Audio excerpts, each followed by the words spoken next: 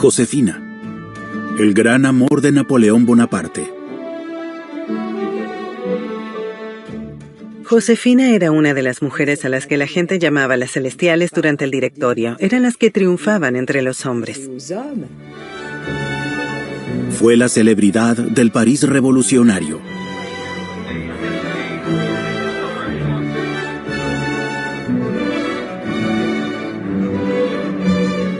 Había bailes y bebidas en todas partes, y cuanto más dinero se tenía, más lujosas eran las fiestas. Napoleón Bonaparte se dispuso a conquistar Europa. A su lado, la bella Josefina. ¿Le sostuvo el estribo en su camino hacia el trono imperial francés?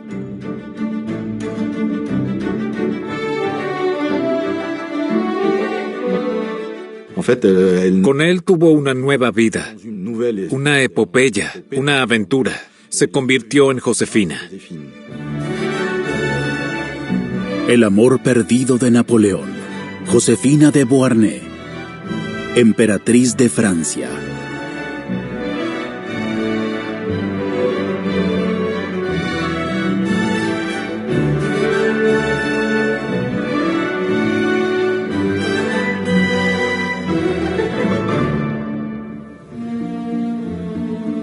Estamos en 1796, 7 años después de la Revolución Francesa. Toda la sociedad parisina conoce a la bella y elegante vizcondesa Rose de Beauharnais. Los ricos y poderosos de la época se codean en su salón, pero está destinada a hacerse famosa con otro nombre. Napoleón fue quien empezó a llamarla Josefina. Era un romántico y daba nuevos nombres a las mujeres que amaba. El reinado del terror de los revolucionarios acaba de terminar. Decenas de miles mueren en los patíbulos durante este período. Ella había escapado por poco de la guillotina y conoció a Napoleón cuando aún era relativamente desconocido.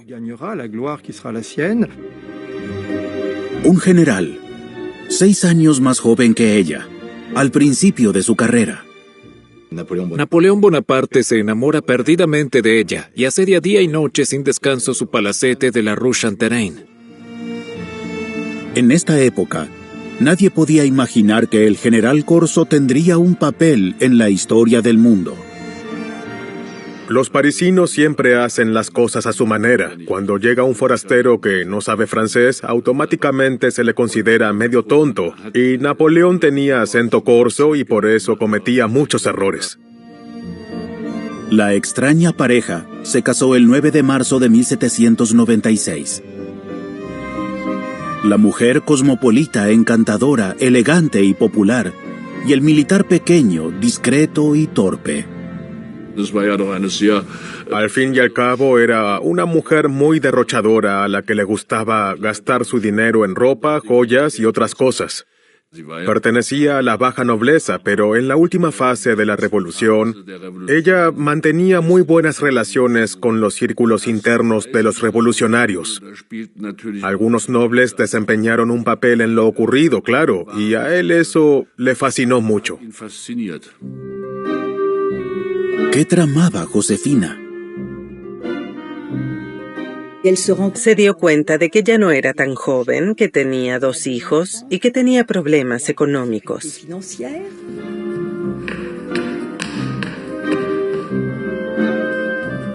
Que sabía que necesitaba algo más que un protector, necesitaba un esposo. Fue pensado fríamente. Solo conocía a ese hombre hacía unos meses. ¿Se estaba aprovechando de su amor y su pasión?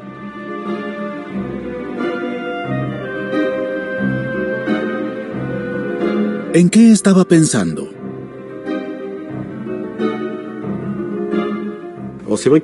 Fue una boda relámpago. Siempre soñó con tener un marido devoto y sentía que él estaba completamente enamorado de ella. La hacía reír y le escribía hermosas cartas. Están entre las más bellas de toda la literatura francesa de amor. Dios mío, cuánto anhelo estar contigo esta noche, escribe el nuevo novio desde el frente. ¿Y Josefina? Se alegraba de que su marido se hubiera ido y de poder dedicarse a las compras lujosas y demás, y él disfrutaba en el campo de batalla y se consumía de pasión por ella. Josefina se quedó en París y se dedicó a lo que mejor sabía hacer: el lujo, los hombres y el amor.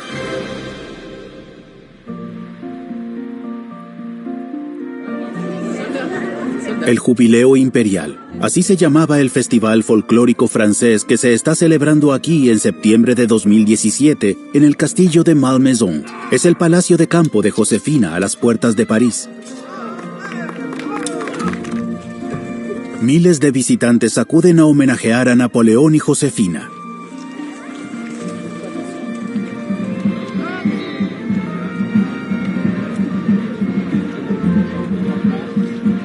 Reviven una gran época de la historia de Francia, en la que los soldados de Napoleón llevaron las ideas de la revolución por toda Europa.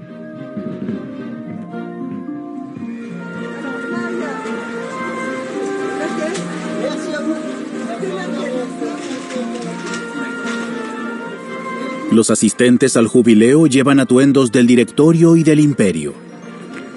Se representan escenas de la vida de Napoleón y Josefina.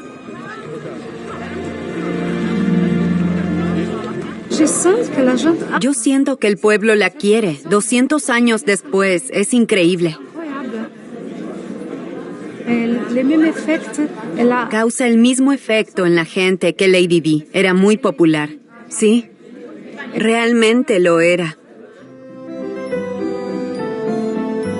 Hoy, el castillo de Malmaison es un museo nacional francés.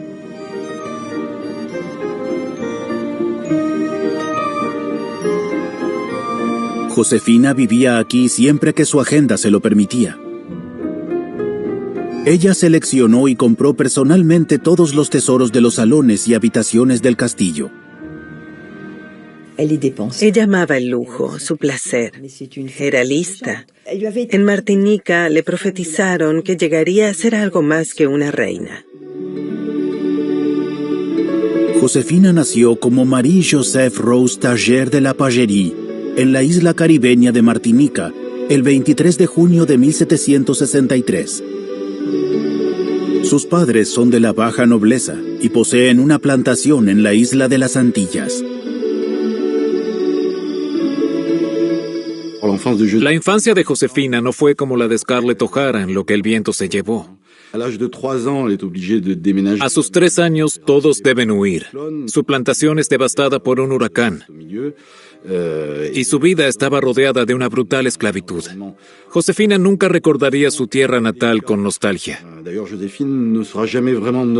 Amaba los colores, la ropa, las costumbres, pero nunca hablaba de la isla. Ella nunca extrañaba. A los 16 años, Josefina zarpa de las Antillas rumbo a Francia. Está prometida a un vizconde de Beauharnais. Una tía de Josefina ha arreglado el matrimonio.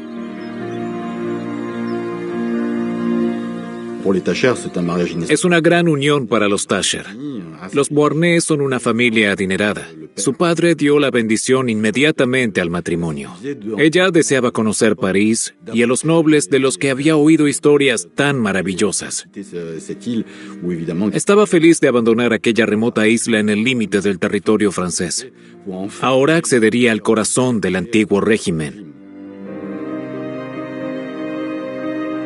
Alejandro de Beauharnais era un joven vizconde procedente de una familia antigua y muy respetada. Josefina soñaba con una vida de lujo y esplendor, pero su matrimonio con el vizconde sería una decepción. Alejandro era un hombre hermoso. Amaba a las mujeres y era muy inteligente, pero nunca amó de verdad a Josefina.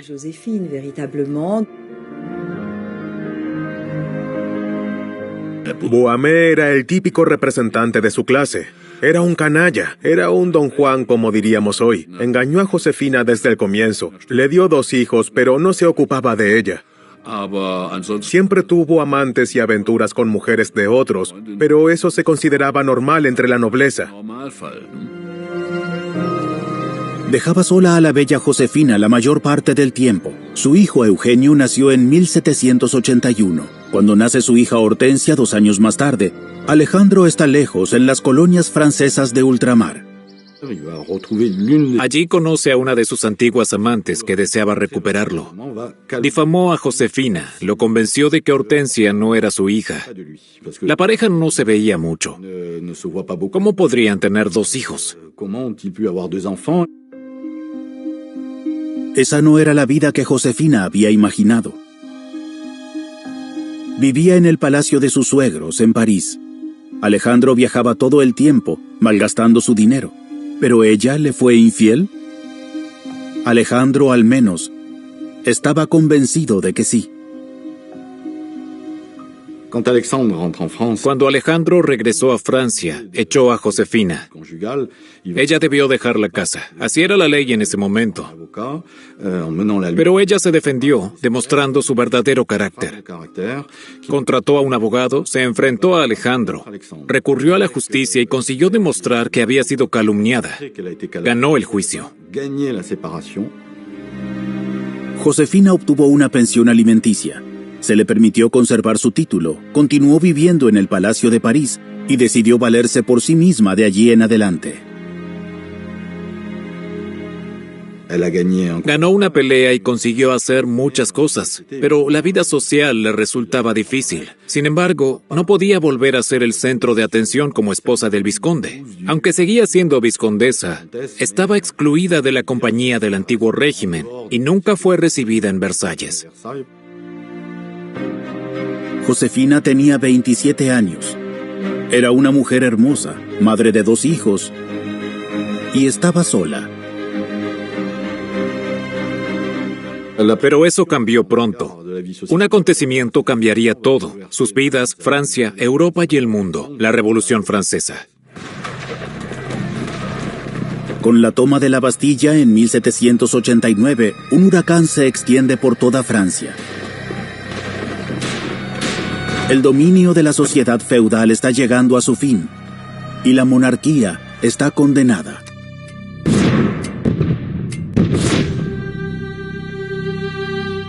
Los revolucionarios no tenían un proyecto, una idea de a dónde querían llegar. Todos empezaron siendo monárquicos. No querían cortarle la cabeza al rey. Nadie soñaba con hacerlo, ni siquiera un personaje como Robespierre o cualquier otro de los sanguinarios que surgieron allí había soñado con el regicidio. Ese fue el resultado de sucesos posteriores porque el rey Luis XVI era un idiota. Al fin y al cabo, una parte muy importante de la revolución fue llevada a cabo por personas que pertenecían a las clases altas. Uno de ellos era Alejandro de Beauharnais, el esposo de Josefina. Ese mujeriego era un hombre inteligente y se adaptó rápidamente a la nueva era. La noche del 4 de agosto de 1789 vota a favor de la abolición de los privilegios de la nobleza. Y Josefina se beneficia del nuevo papel de su esposo, aunque ya no sea su esposo. Josefina comienza a gozar de la gloria asociada al nombre de Beauharnais. Josefina no era una política con un proyecto. Hacía contactos, quería influencia. Se podría decir que vivía atravesada por la mirada de los demás y de su influencia en ellos. Y trataba de expandir esa influencia en todas las direcciones. Pero el problema es que la revolución avanzaba. Durante el reinado del terror no era aconsejable haberse movido en ningún círculo social. Eso sería su perdición e incluso la llevaría a la cárcel. Poco a poco los radicales van ganando terreno. Luis y María Antonieta morirían en la guillotina. Comenzaban los meses más sangrientos de Francia. 17,000 personas serían ejecutadas en el transcurso de 1 año y medio. El reinado del terror fue tal que todos los sospechosos de algo fueron enviados a la guillotina. Entre ellos estaba Beauharnais, que no se había movido de su casa de campo. Su contribución a la revolución ya no importaba. Su esposo Alejandro fue detenido por motivos escandalosamente triviales. Querían usarlo de ejemplo. Fue detenido poco después del inicio del reinado del terror. Ella intentó ayudarlo, pero también cayó bajo sospecha. La gente sabía que tenía amigos realistas. Finalmente, también fue detenida y enviada a la misma prisión. Poco después, Alejandro es decapitado.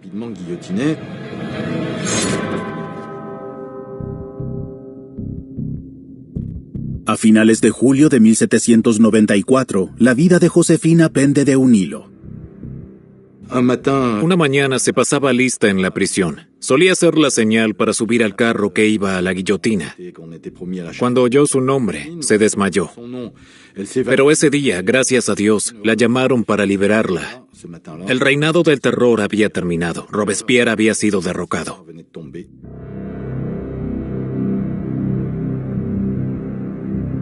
Los contactos de Josefina daban sus frutos. Tuvo mucha suerte en dos sentidos. No solo sobrevivió, sino que fue liberada por Madame Tellin. Muchos de los que aún se consumían en prisión fueron liberados por Madame Tellin. Estaba casada con Jean Lambert, que era un hombre muy influyente en el gobierno posterior a Robespierre. Tenía el poder para liberar personas. Podía decir solo libérenlos y ya. Y se aseguraron de que los Beauharnais también salieran. Y Josefina se convirtió en una buena amiga de Monsieur y Madame Tellien. Estaba en su salón y se encontró inmediatamente en compañía del directorio francés. Era el tiempo del directorio. Los bailes y el lujo sustituyeron a las prisiones y los comités de bienestar. En medio de estos acontecimientos festivos, se encuentran Josefina y su nueva amiga. Esa época llegó tras el período de virtuosa modestia que había forjado a Robespierre. Fue, por así decirlo, el otro extremo del péndulo. Y había llegado la hora del desenfreno. Había bailes y bebida en todas partes, y cuanto más dinero se tenía, más lujosas eran las fiestas. Y los Tellien daban algunas de las fiestas más lujosas, y Josefina siempre estaba ahí.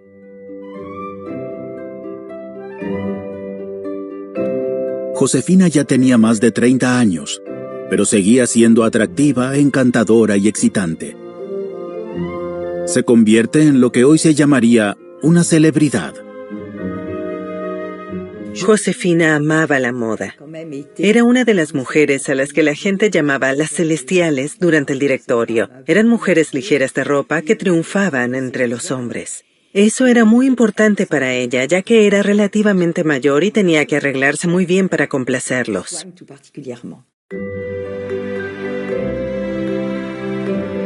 Los hombres amaban a Josefina, y Josefina amaba y escuchaba a los hombres.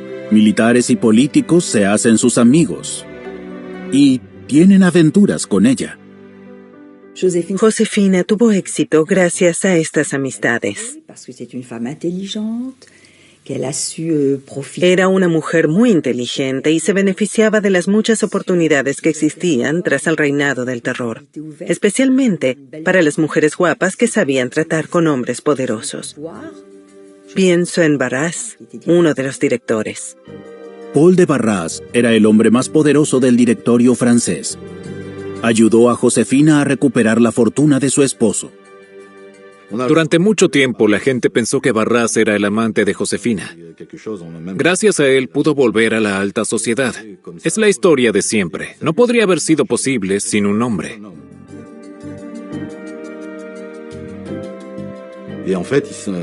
Es muy probable que Barras fuera homosexual. Muchos testimonios apuntan en esa dirección. En realidad se trataba de una amistad, una especie de alianza noble dentro de los círculos de poder.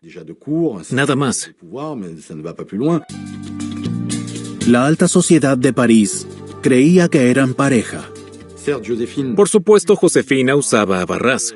Ella tenía influencia sobre él y esperaba algo a cambio, igual que él esperaba algo de ella por sus servicios. Era un intercambio provechoso. Era una vida de lujos. Josefina era conocida mucho más allá de sus círculos sociales. Avanzó rápidamente en los círculos de poder, ganando influencia. Su salón era popular y pronto se convirtió en un personaje público para la prensa. Se empezaron a lanzar muchos ataques políticos contra ella. La Celestial Beauharnais y su salón eran ya famosos e infames.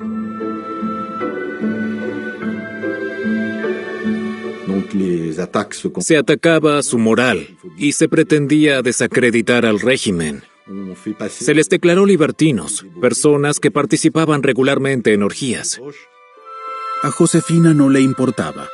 Una vida de lujos era muy costosa, y ella siempre andaba escasa de dinero. Josefina no provenía de una familia rica. Se había acostumbrado a la alta sociedad y no quería volver a caer en el anonimato de la baja nobleza de Martinica. Estaba decidida a mantener cierto estatus. Tenía esta necesidad de poseer. Quería rodearse de cosas bellas. También tenía la necesidad de crear un mundo en el que pudiera estar protegida de los peligros de las circunstancias políticas que había vivido. Eran tiempos políticamente difíciles en París. Los jacobinos de izquierda querían derrocar al directorio gobernante, y los realistas recuperaban el poder. Para garantizar su poder, los directores recurren a un joven que se había convertido en general a los 24 años, Napoleón Bonaparte. En París sospecho que nadie vio en él otra cosa que un militar competente. Y como tal, en realidad, solo querían usarlo. No querían usarlo como político, sino como un hombre capaz que atacaba con decisión cuando se le ordenaba hacerlo. El joven corso Napoleón Bonaparte fue convocado a París en los sangrientos años de la Revolución.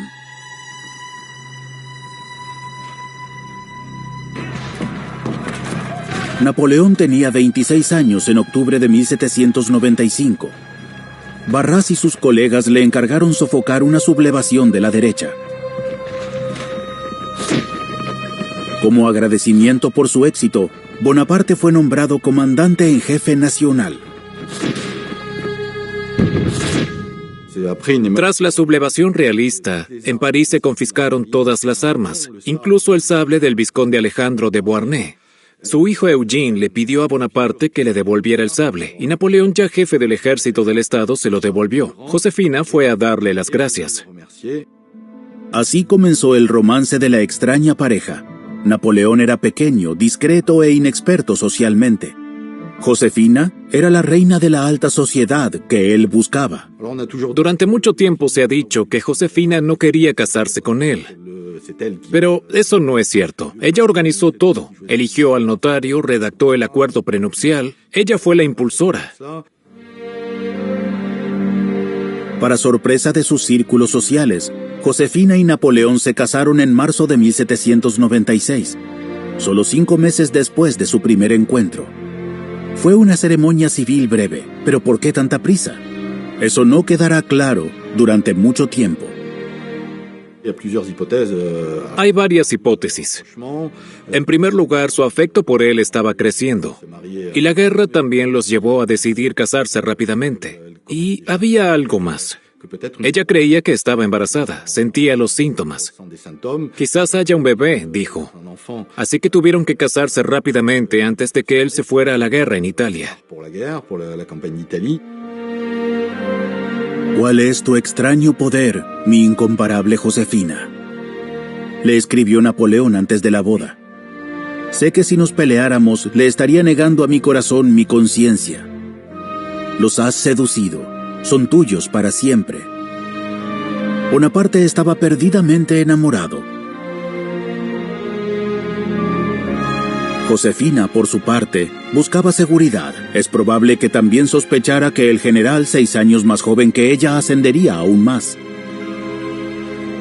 Cuando Napoleón se casó con Josefina, lo hizo sin hablar con su familia, pero estaban muy unidos.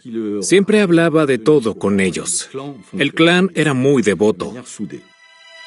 La madre de Napoleón, sus 4 hermanos y 3 hermanas, toda su familia dependía económicamente de él. Esperaban progresar socialmente gracias a su éxito.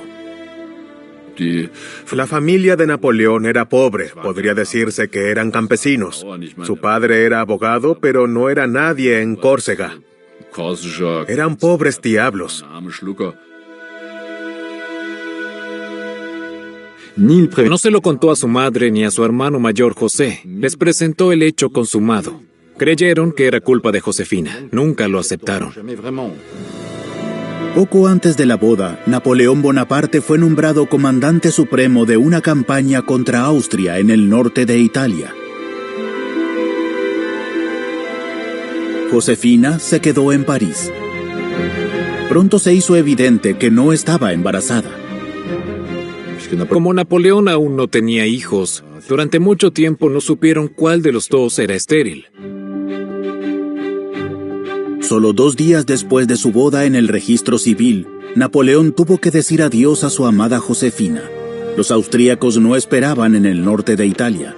Los Habsburgo le habían declarado la guerra a la Francia revolucionaria 4 años antes, en 1792. Napoleón tenía ahora la misión de ayudar al problemático directorio. Sería un triunfo. La campaña de Italia fue una singular sucesión de victorias, emprendida con un ejército derrotado e inferior en todos los aspectos. Mal equipado, sin paga, harapiento, mal armado, Napoleón superó a los austríacos en todo momento. El norte de Italia pertenecía a Austria en ese momento. Incluso con un ejército inferior, su genio estratégico y táctico era simplemente demasiado para ellos.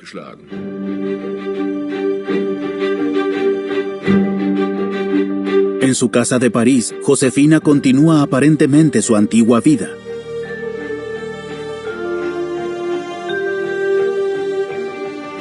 Pronto surgen rumores de hombres que recibían a la nueva novia. La noticia llega al campamento de Napoleón. La gente sostenía que tuvo aventuras en París porque no fue a Italia inmediatamente después de la boda. Se trató principalmente del famoso Hippolyte Charles, pero la gente creía todo tipo de historias sobre ella. El joven oficial Hippolyte Charles fue visto en compañía de Josefina. En Italia, Napoleón estaba muy celoso. Puso a Josefina bajo vigilancia, ordenó abrir sus cartas e hizo que la siguieran. Si pudiera, te encarcelaría en mi corazón y te dejaría allí para siempre, le escribió Napoleón. Recibía cartas suplicándole casi todos los días. Ninguna carta tuya. ¿Cómo me preocupa eso? Espero un mensajero con noticias todos los días. La felicidad de mi vida depende de ti, queridísima Josefina. Napoleón. Josefina no se rehusó a responder. Le escribió que debía recuperarse, pero deseaba un embarazo, etcétera, etcétera. Se quedó en París demasiado tiempo para Napoleón. Su mala reputación la persigue hasta hoy. No hay que olvidar que Josefina es la sucesora de María Antonieta. La sucede en la historia, pero también es su sucesora en nuestra imaginación. Y esa imagen no siempre ha beneficiado a Josefina. Los desenfrenos de Versalles durante el antiguo régimen son legendarios. ¿Pero Josefina era tan imprudente como María Antonieta? Personalmente estoy convencido de al menos una cosa. Ella no era idiota. No habría puesto en peligro su matrimonio con Bonaparte por una estúpida aventura. Josefina consiguió al menos convencer a su querido Napoleón de su inocencia. Pero la relación había cambiado. Napoleón fue casi sumiso al principio. Ahora él dominaba. No se equilibró. Ahora él era el jefe. Al fin y al cabo, se convertiría en la persona que conocemos, el general que acumuló victorias, el político que tomó decisiones, el diplomático. Se estaba convirtiendo en Napoleón. La campaña en Italia duró 13 meses. Con menos de 30 años, Napoleón regresó siendo un hombre rico. Estas victorias permitieron a Napoleón cobrar tributos en las tierras conquistadas, que inundaron las arcas de París. Pero por supuesto, no era solo dinero. También saqueó las zonas que alcanzaba su ejército. Josefina entonces soñaba con tener su propio castillo. El castillo de Malmaison representa a Josefina hasta la médula. Fue amor a primera vista. Josefina descubrió Malmaison en 1799. Aunque era costoso, lo deseaba desesperadamente. Para Josefina fue amor a primera vista y le hicieron una oferta. Luego Bonaparte se marchó a Egipto y dejó que Josefina llevara las negociaciones sola. Sin embargo, le puso un límite económico. Josefina compró Malmaison y comenzó a gastar dinero. Comenzó a gastar mucho dinero. En los próximos 15 años, invertiría muchos millones de francos en su castillo. En muebles, cuadros, lámparas, jarrones preciosos, el dinero no era problema. Napoleón se enfadaba a menudo y amenazaba con echar a los repartidores, porque ella se había endeudado mucho. Hasta la muerte de ella, Napoleón instaría a Josefina en sus cartas a no gastar tanto dinero. En esos primeros años de matrimonio, sin embargo, recurrió a otros medios para obtener el dinero que necesitaba con tanta urgencia. Ella era muy torpe. Se relacionaba con gente peculiar en ausencia de su marido, con hombres de negocios. Eran inversores de alto nivel, especialmente interesados en abastecer al ejército. Josefina se benefició de eso. Napoleón luchaba en Egipto y necesitaba constantemente nuevas armas. Los inversores podían suministrarlas, pero a un precio muy alto, y Josefina ayudaba a cambio de una parte de los beneficios. Napoleón se enteró. Escuchó de nuevos amantes. Le escribió a su hermano José: «Se han marchitado todos mis sentimientos. La gloria no me sabe a nada. Solo quiero estar a solas». Es cierto que en aquella época Bonaparte creyó los rumores de que Josefina lo había traicionado. Él estaba en su campaña en Egipto, pero también había mucha malicia detrás de esos rumores. Beneficiaban a los miembros de la familia Bonaparte que no querían a Josefina, y también a los adversarios del general Bonaparte, que sabían que este tipo de información iba a desestabilizarlo. Napoleón regresó por sorpresa a París. Josefina sabía de las acusaciones que había contra ella. Tenían una casa en lo que más tarde se conoció como Rue de la Victoire. Napoleón se escondió allí y ella se dio cuenta cuando llegó de que la puerta estaba cerrada. Y entonces se quedó allí todo el día y la mitad de la noche frente a la puerta cerrada con los 2 hijos de su primer matrimonio y gritó con dolor y lamentándose hasta que el corazón de Napoleón se ablandó y la metió en la casa. Y al día siguiente los 2 yacían tranquilamente unidos en la cama cuando apareció José, el hermano de Napoleón, y pensó: ahora veo todo. ¿Cómo se ha echado todo a perder? Napoleón había querido echar a Josefina y allí yacían tranquilamente unidos en la cama. Vio que las cosas habían salido radicalmente mal. «Te amo como el día que nos conocimos», le escribiría más tarde. Napoleón necesitaba a Josefina porque quería ser algo más que un general. Por supuesto, su mujer le era de gran ayuda por sus relaciones sociales.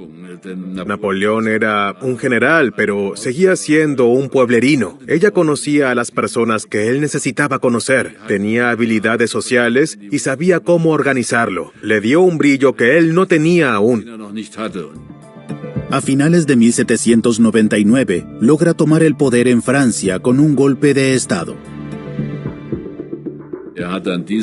Puso fin a la forma de gobierno vigente, el directorio. Abolió a los directores y se erigió como primer cónsul. Es decir, se nombró a sí mismo dictador y el resto es historia napoleónica.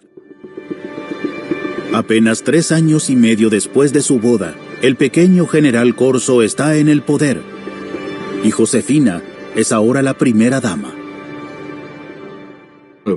Había un problema, la falta de descendencia, y era bastante seguro que no la habría. ¿Cómo creas una dinastía sin herederos? Había que encontrar una solución diferente. El clan Bonaparte lanzó otro ataque pidiéndole que se divorciara de la emperatriz, que no podía darle hijos. Eso enfureció a Napoleón. No quería oír hablar de ello.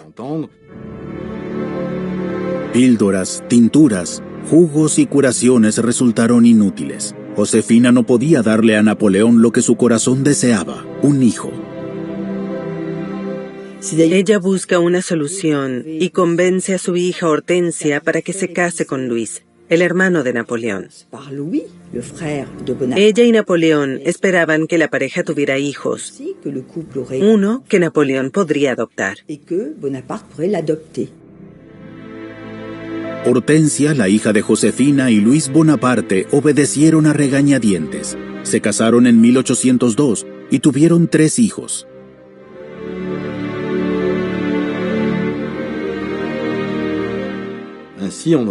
Por lo tanto, hubo una segunda boda Bonaparte-Beauharnais.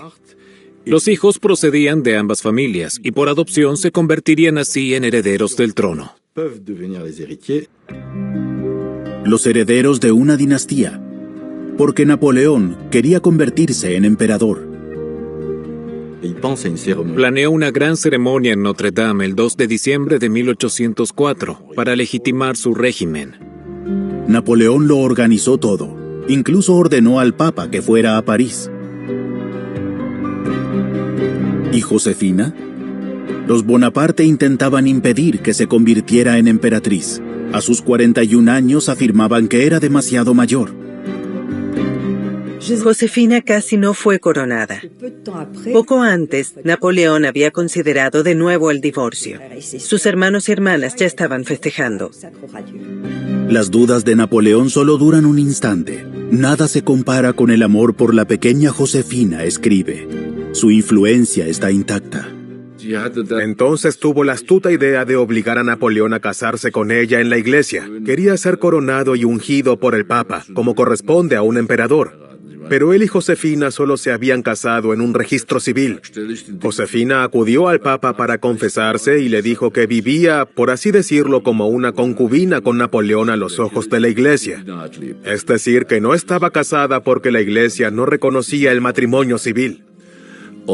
Ella le confiesa eso, y esa fue, por supuesto, una información gloriosa para el Papa, porque la tomó y usó para chantajear a Napoleón y decirle: amigo, no te ungiré emperador si no te casas por la iglesia. Josefina espera usar la bendición de la iglesia para dificultar un inminente divorcio por falta de hijos. Durante la ceremonia, el propio Napoleón coronó a su Josefina como emperatriz. La apoya y se enfrenta a su familia. Peor aún, ordena a sus hermanas que carguen la cola del vestido al entrar en Notre Dame. Para las hermanas, que odiaban a Josefina aún más que sus hermanos, fue completamente humillante. Josefina escapó por poco de la guillotina. Tenía un matrimonio a veces difícil, ya tenía 41 años, y sin embargo era la emperatriz de Francia. En verdad, el 2 de diciembre de 1804 fue un día de gloria para Josefina. Estaba en la cima. Se dice que ese día estaba radiante. Fue probablemente el día más feliz de su vida.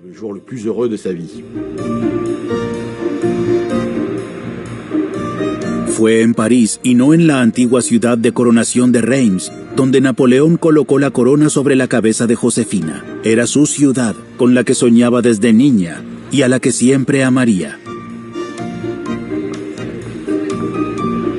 Josefina solo compraba en los mejores comercios de la ciudad, en las joyerías más exclusivas.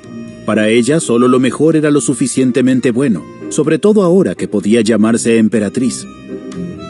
Ella marcaba la pauta.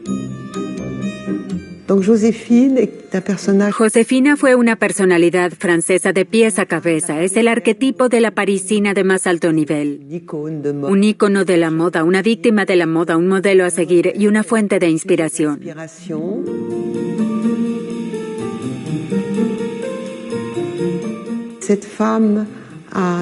Esta mujer enriqueció el arte y devolvió la vida a la gran artesanía. Dio forma a un siglo. Napoleón quería que su corte fuera lo más deslumbrante posible, para que mariscales y ministros tuvieran un estilo de vida digno de su rango. Pero la emperatriz siguió siendo la mejor clienta de cortesanos y joyeros. Los hizo ricos. Gastó 3.2 millones de francos en joyas. Al final de su reinado imperial, tiene más de 900 vestidos y 500 blusas de encaje. Muchos historiadores coinciden. No se trataba tanto de amar las posesiones, sino de comprarlas. Josefina amaba comprar cosas nuevas. No paraba de renovar su guardarropa.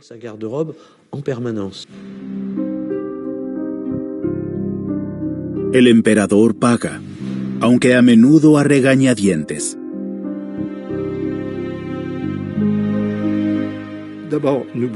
En primer lugar, no olvidemos que Napoleón era un tirano en el hogar. No siempre era fácil ser la esposa de Napoleón Bonaparte. Desde luego que no. Pero ella aceptaba todo eso. Todo se centraba en el proyecto, en servir al emperador, no por lo que representaba, sino por lo que realmente era.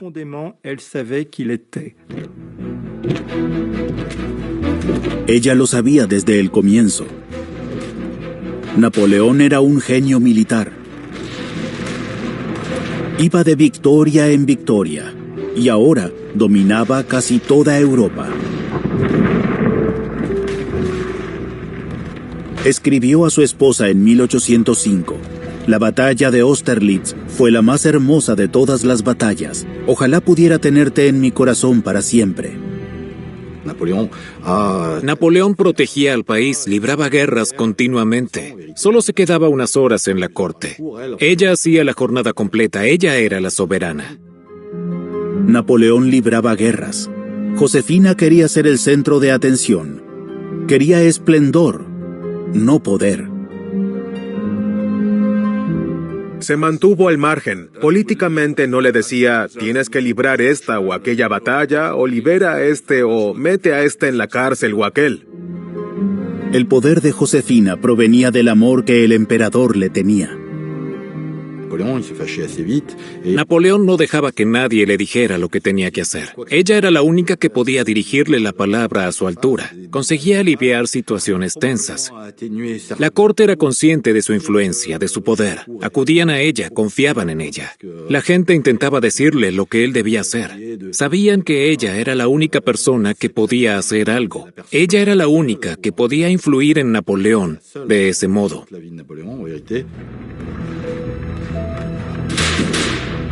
Napoleón alcanzó el cenit de su poder en 1807. Escribió a Josefina desde Tilsit. Si estás leyendo estas líneas, se ha establecido la paz con Prusia y Rusia. Pero las frecuentes ausencias son una carga para su matrimonio. La vida de la emperatriz Josefina no era fácil. No se veían mucho con Napoleón. Él tenía sus aposentos y ella los suyos. Napoleón tenía amantes. Ella lo sabía y sufría por eso. Al mismo tiempo, recibían constantes ataques políticos por la falta de un heredero. Y en 1807 muere el primer hijo de Hortensia y Luis. Su esperanza de una dinastía se disolvió en la nada. Una de las muchas amantes de Napoleón era una condesa polaca, Marie Walewska.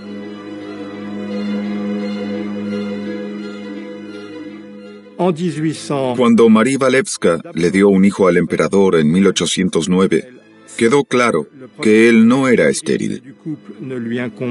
Él sabía que sus intereses políticos requerían un heredero directo, uno de sus propios hijos, no uno adoptado. Dios sabe que esta decisión ha sido difícil. Solo he encontrado el valor para tomarla porque estoy convencido de que sirve a los intereses de Francia, anunció Napoleón públicamente.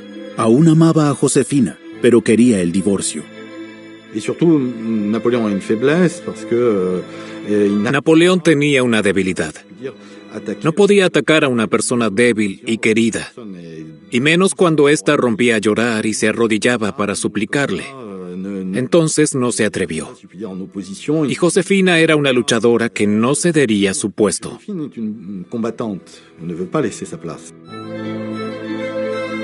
Pero la lucha de Josefina por su matrimonio acabó llegando a su fin.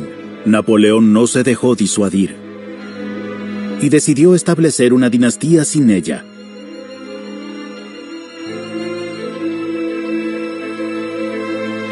Finalmente, la emperatriz tuvo que firmar los papeles del divorcio en diciembre de 1809. No debía preocuparse por nada material. Su situación y su posición estaban aseguradas. Pero su propósito en la vida había desaparecido y cayó en una profunda depresión. Y Napoleón, por su parte, había perdido a su íntima confidente. 3 meses después de su divorcio, Napoleón se casó con la princesa de los Habsburgo, María Luisa. Ella le daría el hijo que él tanto había deseado. Josefina se retira a su amada Malmaison. María Luisa nunca conocería a Josefina, pero su contacto con Napoleón no se terminó. «Nunca dudes de la sinceridad de mis sentimientos hacia ti», escribió Napoleón. «Durarán mientras yo viva».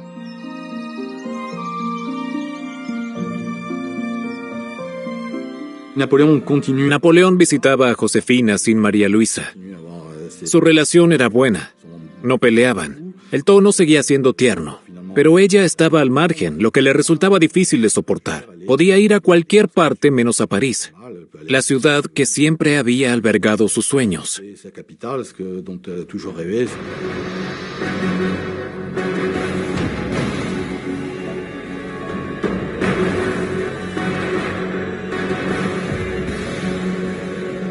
La campaña rusa de Napoleón en 1812 termina en una catástrofe militar. El gran ejército fue destrozado. Hacia 1809-1810, la estrella de Napoleón comenzó a apagarse y finalmente se consumió. Ella se preocupa mucho por la campaña rusa y luego por Alemania. Hasta entonces Napoleón había impresionado al mundo y destruido a todos. Y ahora aparecían estas dificultades en España, Rusia y Alemania.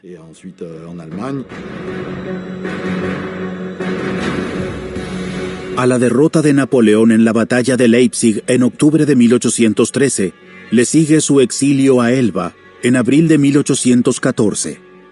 Como buen corso, Napoleón era increíblemente supersticioso y creía en su estrella de la suerte, que una vez vio en Malmaison antes de ser emperador. En Malmaison vio brillar a su estrella a través de las ramas de un árbol y pensó, mi estrella de la suerte que brillaba sobre mí, se ha alejado de mí con Josefina.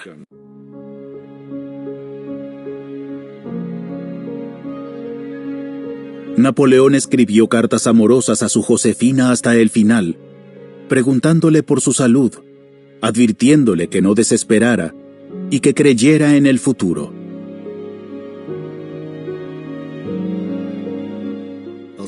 La historia de Josefina es fascinante. Se levantó después de cada fracaso. Lo hacía a menudo. Lo mismo ocurrió al final de su vida, cuando el imperio se derrumbó y el zar llegó a París.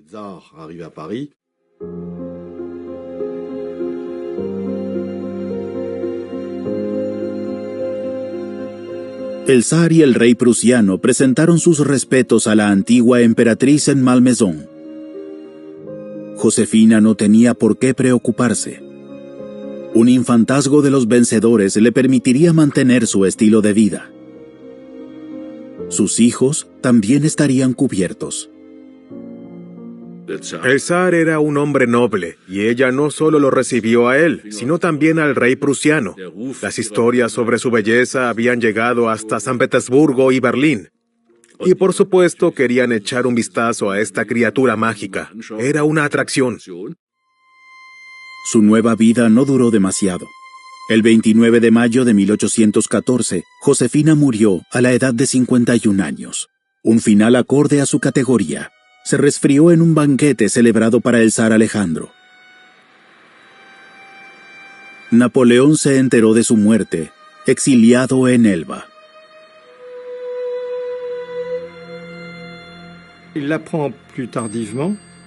Se enteró de la noticia mucho más tarde. Experimentó la pena más profunda que había sentido en su vida. Sufrió su ausencia hasta el final. No puedo enfatizarlo lo suficiente. Su vínculo fue una de las razones de su extraordinario destino. Juntos emprendieron esta aventura. Y en cierto sentido también salieron juntos de escena. Et d'une certaine manière, ils ont disparu de la scène ensemble. El nieto de Josefina se convirtió en Napoleón III, emperador de Francia. Su nieta y tocaya Josefina se convirtió en reina de Suecia. Otra nieta fue emperatriz de Brasil.